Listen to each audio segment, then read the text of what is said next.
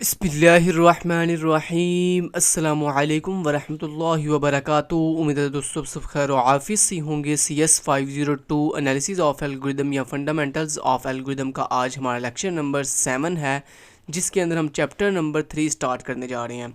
Chapter number 3 के अंदर हम आज अपना पहला टॉपिक जिसका नाम है डिवाइड एंड कनकर स्ट्रेटजी, इस टॉपिक को जो है वो अच्छे से कवर करेंगे। इस टॉपिक का ड्राई रन देखेंगे।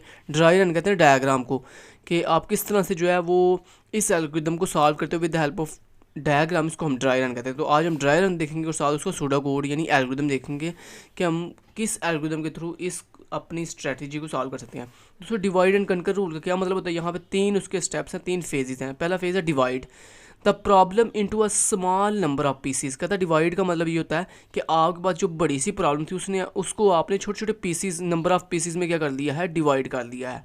दूसरा इसमें जो स्टेप होता है वो होता है कनकर। कनकर का मतलब क्या होता है? कहता है solve each piece by applying divide and conquer to it recursively. कहता है जनाब अब आपने कनकर का मतलब ये है कि जो आपके पास एक बड़ी प्रॉब्लम थी उसके ऊपर आपने क्या करना है, उसके ऊपर जनाब आप कहते हैं 2 स्ट्रेटजी लगाओगे। पहली स्ट्रेटजी ये लगाओगे कि आप उस बड़ी प्रॉब्लम को छोटे छोटे पीसीज में डिवाइड करोगे पहले, और फिर उन छोटे छोटे पीसीज को दोबारा से क्या करोगे, कनकर करोगे, यानी जोड़ोगे उन छोटे छोटे पीसीज को रिकर्सिवली मेथड के ज़रिए। रिकर्सिवली मेथड क्या होता है? रिकर्सिवली मेथड दोस्तों ये होता है कि इट सेल्फ अब एक फंक्शन अपने आप को बार बार कॉल करे, उसको हम कहते हैं रिकर्सिवली। तो यानी एक फंक्शन ऐसा होगा जो अपने आप को बार बार कॉल करके क्या करेगा, पहले अपनी जो बड़ी सी एरे थी, बड़ी सी प्रॉब्लम थी, उसको यहाँ पे जो है डिवाइड करेगा और फिर उसके बाद उसको वापस से अगेन डिवाइड करने के बाद जोड़ेगा। उसके बाद कंबाइन। कंबाइन दोस्तों तीसरा फेज होता है जिसमें हम क्या करेंगे, the piece together into a global solution. मतलब इसमें हम क्या करते हैं, कंबाइन का दोस्तों मतलब ये होता है कि इसमें हम लॉजिक के थ्रू अपने जो वैल्यूज होती हैं उनको सॉर्ट भी करते हैं, यानी उसको सीक्वेंस भी देते हैं, और साथ अपने पीसीस को दोबारा से जो है वो एक फुल एरे के अंदर क्या करते हैं, कंबाइन मतलब जोड़ते भी हैं। ठीक है। और दोस्तों अब नेक्स्ट चलते हैं मर्ज सॉर्ट। ये मर्ज सॉर्ट क्या होता है दोस्तों? ये मर्ज सॉर्ट एक ऐसा टेक्निक है, एक ऐसा एल्गोरिदम है जो क्या करता है, हमारे ये डिवाइड एंड कनकर स्ट्रेटजी को फुलफिल करता है। मतलब अगर आपने divide and conquer strategy apply करनी है तो उसके लिए आप कौन सा एल्गोरिदम यूज़ करोगे? मर्ज सॉर्ट एल्गोरिदम यूज़ करोगे। अब मर्ज सॉर्ट एल्गोरिदम क्या कहता है? मर्ज सॉर्ट एल्गोरिदम ये कहता है पहले मैं फेज़ में क्या करूँगा, पहले मैं फेज़ में डिवाइड करूँगा, मतलब split a down the middle into 2 सब सीक्वेंस ईच ऑफ साइज रफली एंड डिवाइड बाई 2। मतलब वो कह रहा है जनाब आपके पास जो एक फुल एरे थी उसको मैंने क्या कर दिया, स्प्लिट कर दिया, तोड़ दिया 2 हिस्सों में। और किस जगह से तोड़ा उसने? मिडिल पॉइंट से। मतलब जो भी आपकी एरे, मान लो आपकी एरे का साइज़ है 6, तो वो क्या करेगा, मिडिल पॉइंट से तोड़ देगा। तो मिडिल पॉइंट से जब तोड़ेगा तो क्या होगा, उसको 2 हिस्सों में डिवाइड जब करेगा तो कितने हिस्से, एक लेफ्ट पोर्शन बन जाएगा और एक उसका राइट पोर्शन बन जाएगा। लेफ्ट पोर्शन में भी 3 एलिमेंट होंगे और राइट पोर्शन में भी 3 एलिमेंट होंगे। अगर दोस्तों आपकी एरे जो है वो उसमें 8 नंबर हो, जैसे मान लो आपकी एरे में 5 एलिमेंट्स हैं, तो आप इसको कैसे तोड़ेंगे?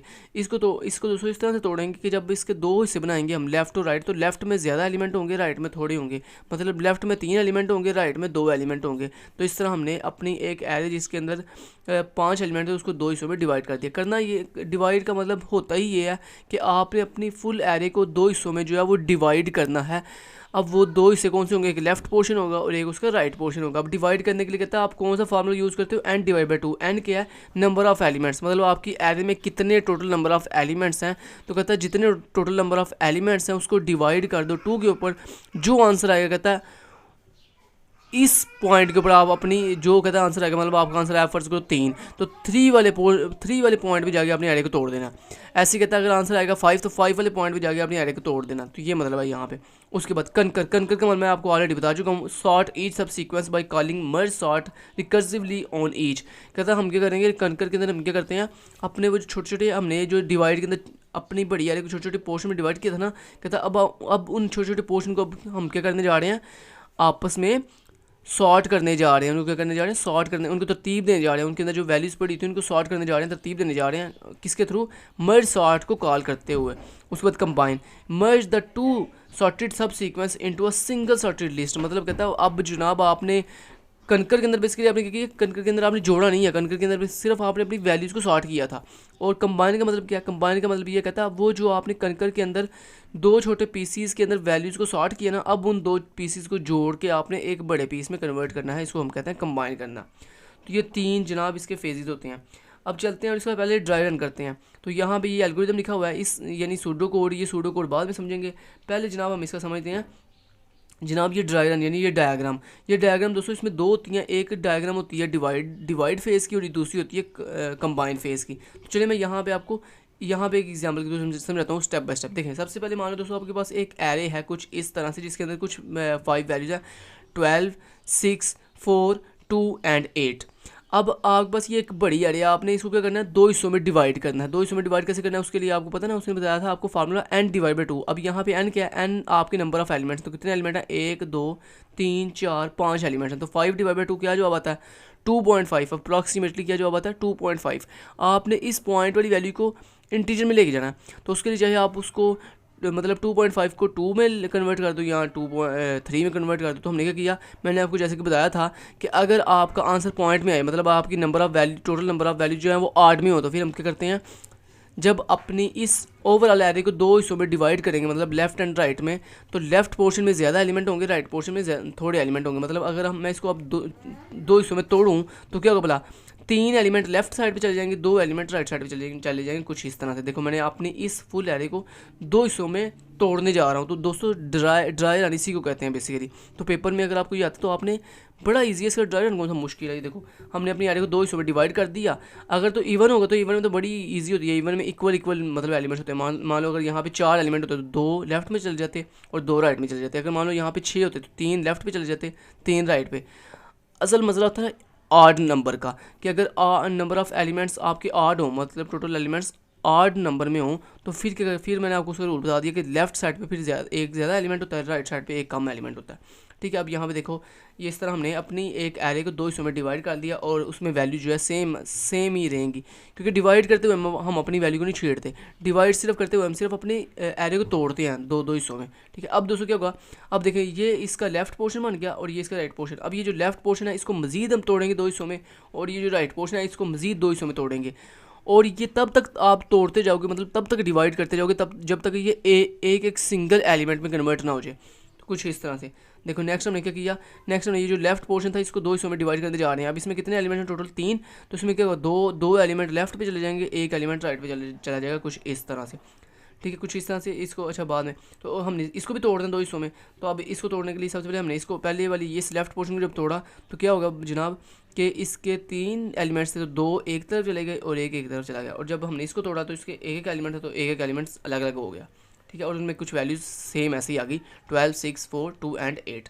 उसके बाद उसने नेक्स्ट हमने क्या किया, अब हमने जो है ये एलिमेंट मजीद डिवाइड हो सकता है, नहीं ये सिंगल एलिमेंट है, ये भी सिंगल है, ये भी सिंगल है, ये हो सकता है। तो उसने क्या कहा था, तब तक डिवाइड करते हो जब तक आपके पास सिंगल एलिमेंट ना आ जाए। तो अब यहाँ पे ये देखो ये 2 एलिमेंट है, इनको अब तोड़ेंगे हम।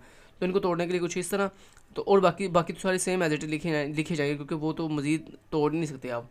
तो यहाँ पे देखो कुछ इस तरह हमने सिंगल एलिमेंट में इनको कन्वर्ट कर दिया। तो फाइनल दोस्तों आपकी एरे को जब हमने ये जो पूरी आपकी फुल एंड फ्लैश एरे थी, जब उसको कंप्लीट डिवाइड किया रिकर्सिव मेथड के थ्रू, तो यहाँ पे देखें वो एक सिंगल एलिमेंट में कन्वर्ट हो गया, 12, 6, 4, 2 एंड 8। अब दोस्तों आपका डिवाइड का जो आंसर है वो ये आया है, ये आपका डिवाइड मेथड का आंसर आया है। अब ये जो आंसर आया है ना आपका डिवाइड मेथड का, अब इस आप आंसर को यूज़ करते हुए क्या करोगे, अब इसको 1 बाय 1 कनकर भी करोगे और साथ कंबाइन भी करोगे। कनकर का मतलब होता है अपनी वैल्यू सॉर्ट करना। अब देखो नेक्स्ट स्लाइड पे जाता हूँ और नेक्स्ट स्लाइड पे आपको दिखा देता हूँ कुछ इस तरह से। ये आपकी प्रीवियस डायग्राम का ये आंसर आया है, ऐसे ही है ना, 12, 6, 4, 2 एंड 8। अब आपने क्या करना है, ये जो आपके अब डिवाइड किए हुए छोटे छोटे पीसीज हैं, इनको आपने आपस में जोड़ना है।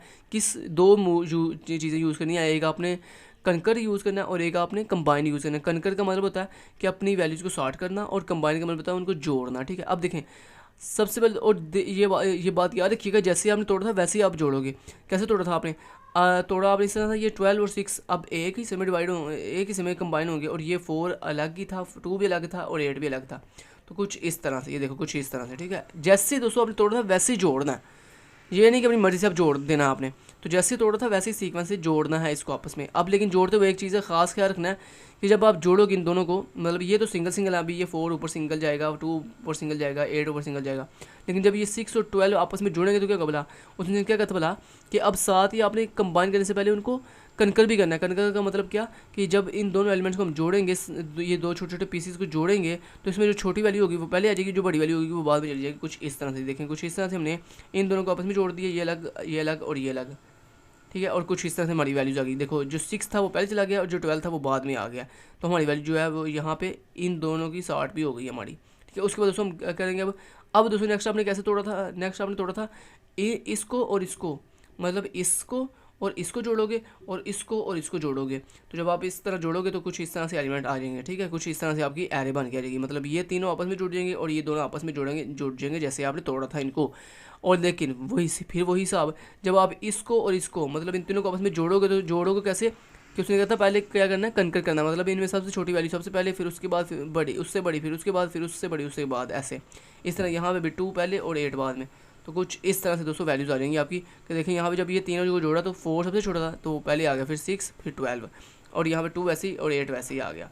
उसके बाद नेक्स्ट अब क्या हुआ दोस्तों, अब ये तीनों एलिमेंट्स और ये दोनों एलिमेंट्स आपस में जुड़ेंगे, तो मतलब कुछ इस तरह से, ठीक है। जब जुड़ेंगे तो कुछ इस तरह आपकी फुल एंड फ्लैज एरे आ जाएगी।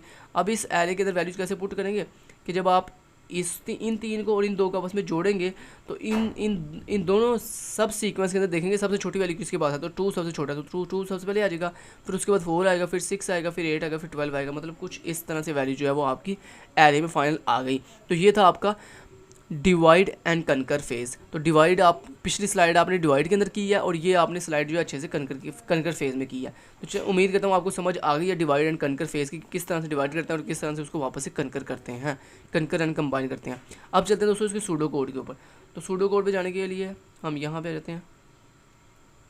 ओके, तो ये जनाब इसका सूडो कोड है, ये सूडो कोड आपने मस्ट करना है, ये सूडो कोड है इसका, यहाँ पे इसको हाईलाइट कर लें, ये सूडो कोड है, this is a pseudo code, ठीक है। तो ये इस तरह से, अच्छा पहले दोस्तों मैं आपको बता दूँ, यहाँ पे देखें मर्ज सॉर्ट बेसिकली हमारे फंक्शन का नाम है। उसके बाद एरे ऑफ ए, ये क्या है, ये बेसिकली एरे ऑफ ए हमारी वो एरे है जिसको हमने डिवाइड एंड कन्वर्ट करना है, मतलब ये वाली एरे, ये जो एरे जिसको हमने डिवाइड एंड कन्वर्ट करना है, ये उसकी बात हो रही है, ठीक है। तो उसके बाद दोस्तों नेक्स्ट कॉमा, दूसरा पैरामीटर कौन सा, इंट पी। ये इंट पी क्या है, इंट पी दोस्तों बेसिकली हमारी एरे का स्टार्टिंग पॉइंट है, कि मतलब हमारी एरे का स्टार्टिंग पॉइंट कौन सा, तो ये 7 हमारी एरे का स्टार्टिंग पॉइंट है, ठीक है जी।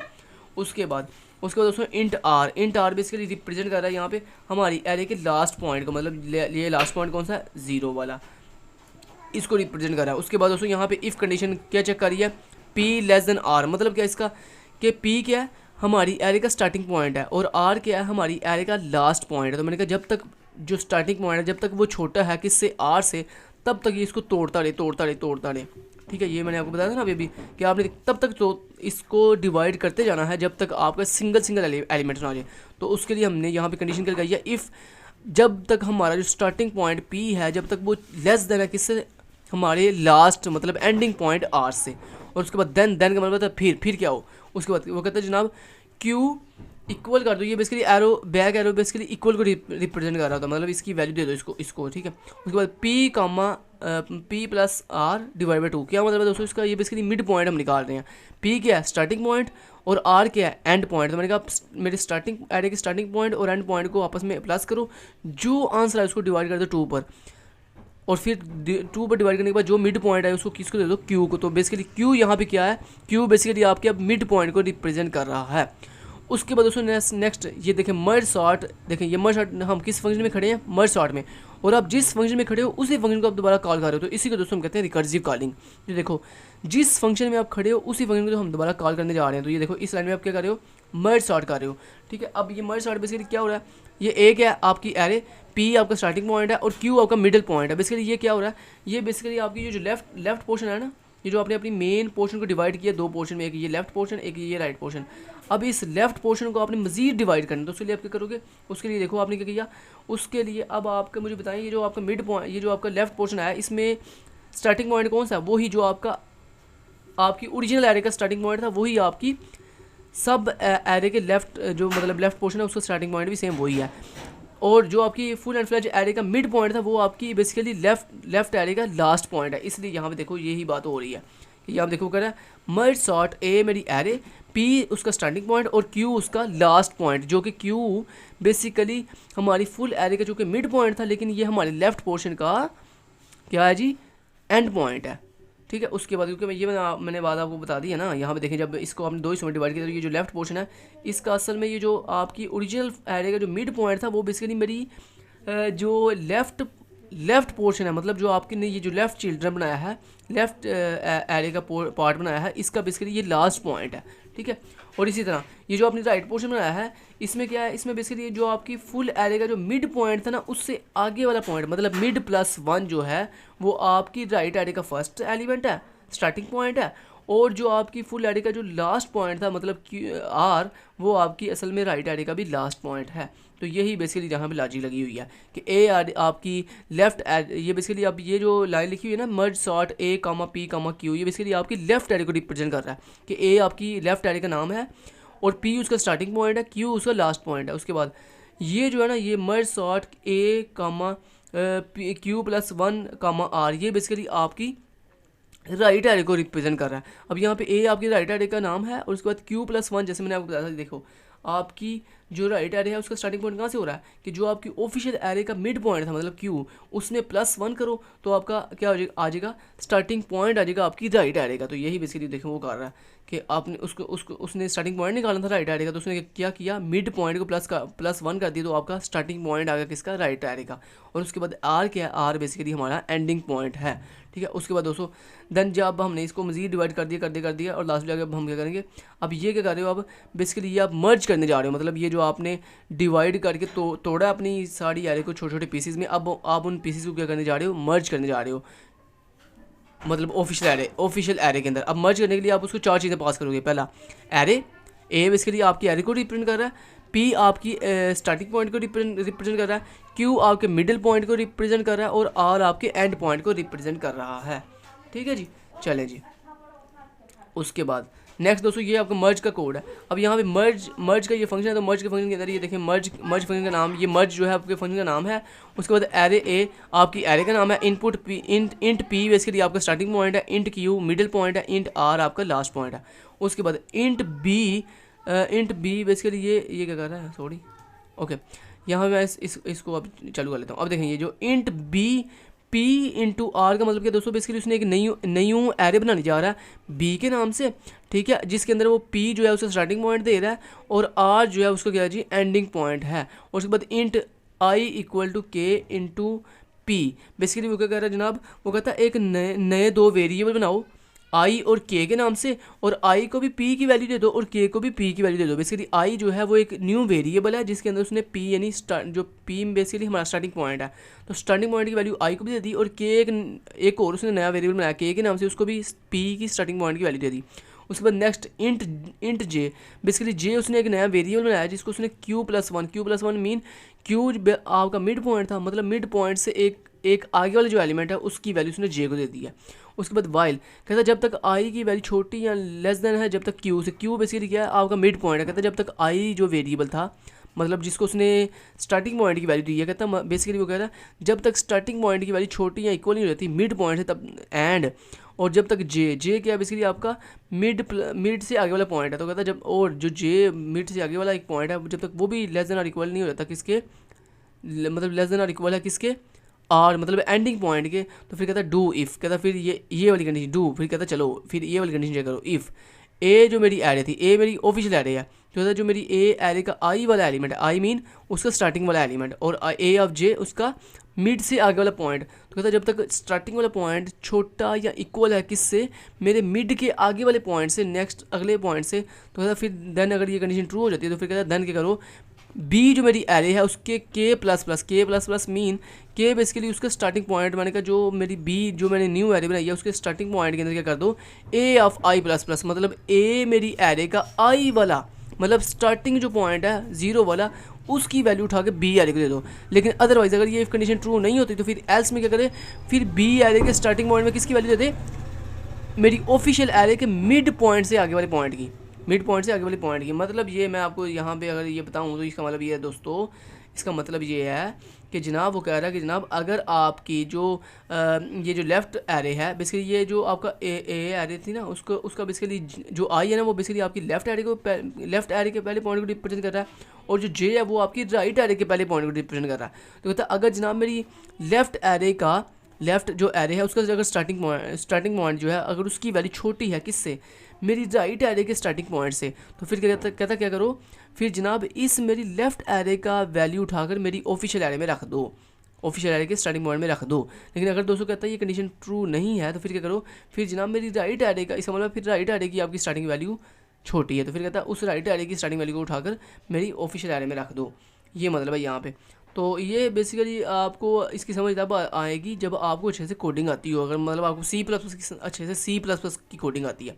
उसके बाद दोस्तों next while I less than equal to Q, कहता है जब तक आई जो वेरिएबल है जो कि स्टार्टिंग पॉइंट को रिप्रेजेंट कर रहा था, कहता है जब तक वो क्यू, मतलब क्यू क्या था, क्यू बेसिकली हमारा मिड पॉइंट है। कहता है जब तक हमारे जो स्टार्टिंग पॉइंट अगर कहता है अभी भी वो छोटा या इक्वल नहीं हो जाता, तो जब तक क्यू मतलब मिडिल पॉइंट के, तब तक कहता है ये लूप चलती रहो। ये लूप क्या करेगी, डू बी इंटू के बेसिकली क्या है, के हमारी बी एरे का पॉइंट है भाई, उसका जो जिस पॉइंट पे आप खड़े थे ना बी एरे के, उस पॉइंट का रेफरेंस दे रहा है वो। तो कहता है बी एरे के अंदर क्या कर दो, ए ऑफ आई, मतलब ए ऑफ आई बेसिकली आपकी लेफ्ट एरे को रिप्रेजेंट कर रहा है। तो कहता है जनाब अब क्या करो, मेरी लूप को तब तक चलाते रहो जब तक जो है मेरी लेफ्ट एरे के सारे एलिमेंट्स मेरी ऑफिशियल एरे बी में नहीं चले जाते, तब तक ये लूप को चलाते रहो। और उसके बाद इसी तरह अब आपने राइट के लिए भी सेम यही काम करना है। अब राइट को कौन सा वेरिएबल रिप्रेजेंट कर रहा था, जे। तो मैंने यहाँ पे कहा जब तक जे जो है छोटा और इक्वल है किसके, राइट के, आर मतलब एंडिंग पॉइंट के, तब तक क्या करो, जो मेरी बी एरे है उसके एलिमेंट्स के अंदर जो है मेरी राइट एरे के सारे एलिमेंट जो है वो पुट कर दो। और लास्ट पे for I P to R, मतलब आप कहता है आई जो है वो पी से स्टार्ट करो। पी बेसिकली क्या था, पी बेसिकली जनाब हमारे पास स्टार्टिंग पॉइंट कहता है। अब क्या करो, अब जनाब मेरी एक लूप चलाना स्टार्ट करो जिसमें आई एक वेरिएबल है और उस वेरिएबल को पी मतलब मेरे स्टार्टिंग पॉइंट की वैल्यू मिल गई और टू आर मतलब एंडिंग पॉइंट तक चले। मतलब जनाब ये एक फॉर लूप है जो क्या करेगी, स्टार्टिंग पॉइंट से लेकर एंडिंग पॉइंट तक चलेगी और क्या करेगी, बी एरे में मौजूद सारी की सारी वैल्यूज़ को उठाकर क्या कर देगी, ए एरे के अंदर पुट कर देगी। बस ये मतलब है इसका। क्लियर होगी बात? ओके जी। तो जनाब यहाँ तक आपका जो मर्ज डिवाइड एंड कनकर रूल था और जो आपका मर्ज सॉर्ट था उसका मैंने आपको ड्राई रन भी करवा दिया और उसका आपको सूडो कोड भी करवा दिया। उम्मीद करता हूँ आपको आज की वीडियो की यहाँ तक समझ आई होगी। आज हमारा लेक्चर नंबर 7 यहाँ तक फिनिश होता है। 2 चीज़ें आपने की हैं आज, मर्ज सॉर्ट का आपने ड्राई रन किया है और आपने मर्ज सॉर्ट का सूडो कोड मतलब उसका एल्गोरिथम सॉल्व करना सीखा है। Thank you so much. Till then guys, take care, अल्लाह हाफिज़।